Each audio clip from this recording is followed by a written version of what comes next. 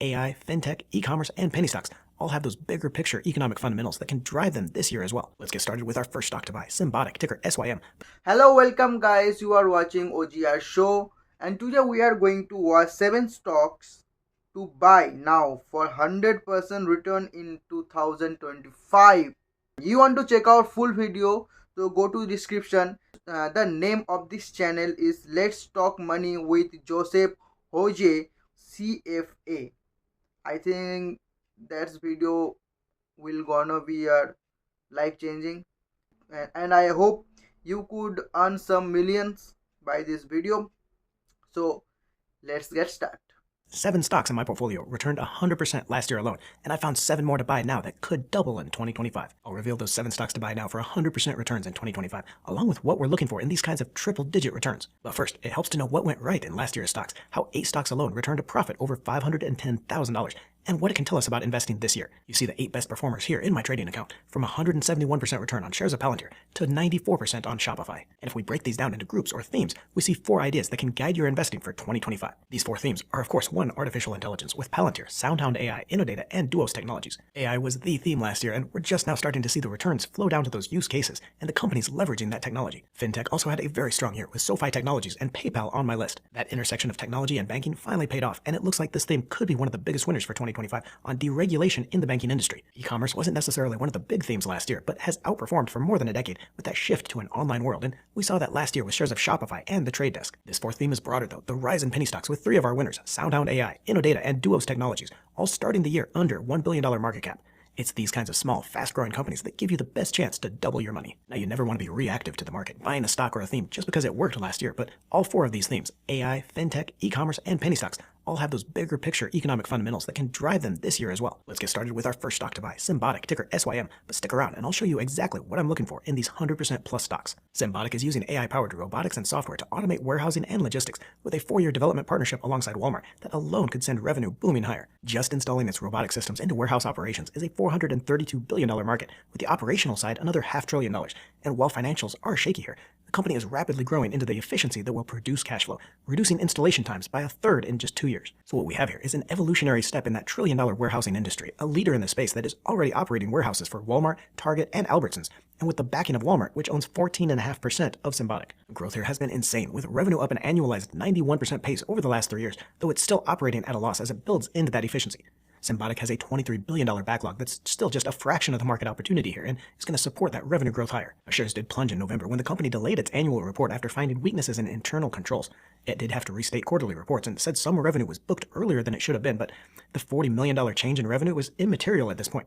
I used the drop as an opportunity to pick up more shares, which are less than half the price they were at just last year. Another turnaround stock I'm watching here, solar panel maker Enphase, ticker ENPH, the 6th worst stock in the S&P 500, down 48% last year. But this wasn't an Enphase problem, more of a broader one for the entire solar industry. First, on a flood of cheap Chinese solar panels hitting the US market and driving prices for panels down 50%, and then after the election on fears President Trump would kill renewable subsidies. All this has led to bankruptcies and job losses in the US solar industry, but a hard line on China from the Trump administration. That's hurt China so very badly. It's hurt China.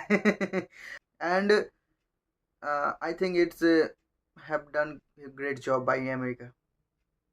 And higher tariffs could mean a turnaround for Enphase and the few companies left in this market.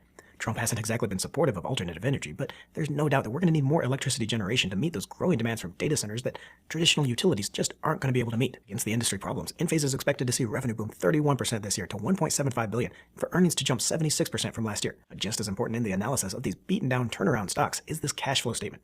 Even in the darkest last 12 months, the company booked positive operational and free cash flow while also being able to pay down debt. It's got a healthy balance sheet, which means Enphase is going to be the solar company that survives to grab market share when the industry turns around. We're just getting started on our list of stocks to buy, but this is all part of our Best Stocks 2025 series. Over the next 2 months, I'll be highlighting the best stocks to buy in every theme, from dividends to growth, the headline stocks that could surprise, and the news that could drive the stock market. And because I think we need more accountability here on YouTube, this year I'm tracking those stock picks. Look for the link in the description below for access to our best stocks tracker. I'll add stocks to the list and track returns against the S&P 500. You'll get free access to that list anytime you want and a heads up before the videos come out, so check out that link below. We're seeing the pullback in shares of Supermicrocomputer, ticker SMCI, that I talked about in our December 9th update, but this is another one that could jump over the next year. And Nation, the question here is no longer about those accounting allegations or others brought up by Hindenburg, but about how long it's going to take the company to put together and file those late reports to avoid a NASDAQ delisting. I'll link to that November video below where I laid out why those allegations were really a non-event for the company, where shares have jumped more than 100% since that low, But the market and investors, being as impatient as ever, are again running scared, waiting for those late filings.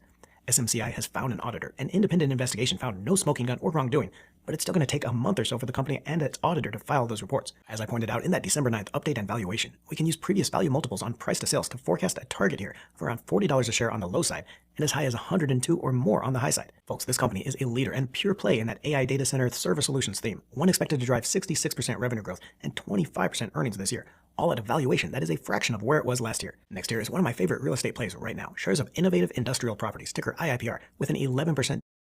It's good, I think. 60% to 40% to 100% in 60% profit range. It's what very good. I think that's my target.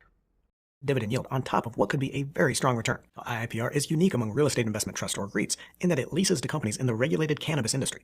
The company has stepped in to meet the industry's limited bank funding to supply real estate for grow and retail operations. IIPR owns 111 properties with 30 tenants across 19 states, and while all cannabis-related stocks have fallen out of favor lately, I consider IIPR more of a real estate play than marijuana here. Our shares here did take a big hit post-election when Florida voted down to legalize its marijuana, but the trend to legalization is still intact. The stock took another nosedive more recently when the company reported PharmaCann had defaulted on 6 of its 11 leases for December. Now, PharmaCann does account for 17% of IIPR revenue, and cash flow will be more uncertain over the next few months, but there's a lot of overlooked value here that the market isn't seeing. First, the industrial properties, easily the healthiest segment of the real estate market right now, can always be reworked to serve other industries outside of cannabis. There's still a case for the current business model as that cannabis use and regulation loosens, but the real value here is hidden in those industrial properties with almost no leverage. The company carries just 11% debt to assets in an industry that usually carries as much as 5 times that much debt, so with just a little tweak to the business model, IIPR could leverage up and increase its assets as well as its revenue. Like a lot of the stocks on the list, the company is trading at half its share price just last November, which means just getting back to that point would be a 100% return from here. We've still got 3 more stocks that could go 100% plus over the next year, but I also want to show you what I'm looking for in these kinds of moonshot investments, how to find these on your own. And first, like we did earlier, is looking for those big picture themes winning in the stock market. But now this isn't about just blindly following momentum in stocks, it's about finding those broader forces driving a particular theme or a group of stocks. It's about tapping into the growth themes like AI, e-commerce, and fintech, then asking yourself which of these themes still has room to run over the next year. We know that e-commerce is a trend that has been developing for more than a decade, but still has a fraction of the overall market. With our lives increasingly online, it's a safe bet that that trend is going to continue, and the market leaders will continue to benefit. Fintech has been a drastic reimagining of traditional banking, with growth still on the way to a $320 billion market opportunity, and now with the potential for deregulation amplifying that growth. But then these themes and the returns are just as much a function of the bull market as anything else. Even the best stocks are going to suffer if investors get skittish, so you need to also make sure that the market fundamentals align for stocks to keep heading higher. I outlined in our 2025 outlook. Okay, that's it. You want to see full video, go just this check out this channel description below. Okay, I think this video is helpful to you by knowing some good companies who gives you probability 100% return. I like this 100% returns. It also safe side we play. I preferred some stocks. Definitely I am going to check out these stocks and in future I will show you what will happen to my money, and please write some comments. What's your opinion this video? It's helpful to you, or it's just a normal video like YouTube?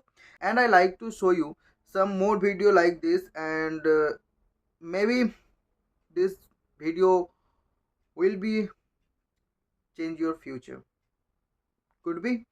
Okay, so that's it. Bye bye, take care, and good night.